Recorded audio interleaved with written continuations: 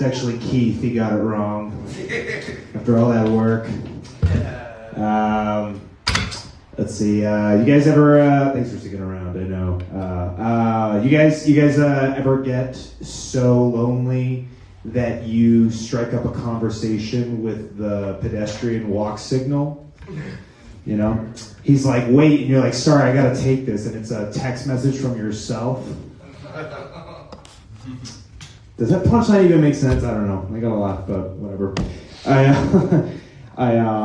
Let's see. I don't even know if there's like that much of a difference between like I feel like being stupid or lacking intelligence is kind of like the same as like having a short attention span. Like I feel like attention span is intelligence. Because I feel like I'm in a lot of conversations where like I am with the person, but they think about it deep enough that they kind of lose me. And then I just don't know what they're talking about. So I just feel like an idiot. No hilarious punchline there, but I don't know. It does make me feel so stupid to just like not be able to grasp what they're talking about. If that happens to you enough, you do think, you're like, oh no, I'm dumb. You know? I don't know. My dad crossed the border in the 50s. Which was a lot easier to do back then. Like he told the Border Patrol guy that he needed to deliver a package. And the guy said, yes, that's all it took for him. Which is like, it isn't even like a good lie. It's like a really bad, horrible lie. It might actually be like the worst lie. You know? Because that only works in porn. You know? Some guy's like, I need to deliver a package, and she's like, I guess. What other fucking intentions could there be right now? Yeah, I don't know. I think I'd like to see him like tutor current day Mexicans. You know? Some Mexican sitting at a desk, he's like, is this gonna work? And he's like, yeah, just tell him you left your keys, and then go right across that bitch. It's gonna work. I promise. That's actually the crazy thing is the Border Patrol guy was like, okay, but you have to promise me that you're gonna come back. And it's like, that's kind of insane. Like, that's crazy. Like, you have to promise to come back. It's like, okay, I promise. I come back. I swear.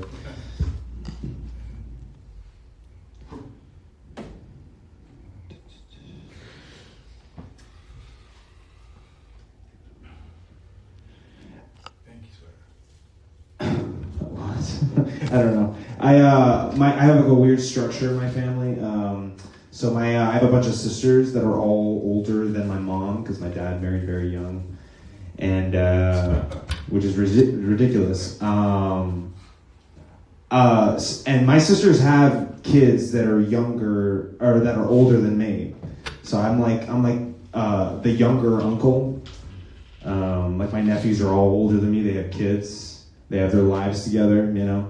I find myself acting like a bitch because I don't want them to think that just because I'm their uncle, I have some sort of power. You know, because usually the uncle's the older guy. So they're like, it's nice to meet you. I'm like, thank you for letting me stay in your house for a little bit. You know, thank you for letting me hang out here. You know, you come into the kitchen, they're like, oh, look who it is. It's little uncle. Does little uncle want some pancakes? I'm like, I'm actually off pancakes. Thank you very much.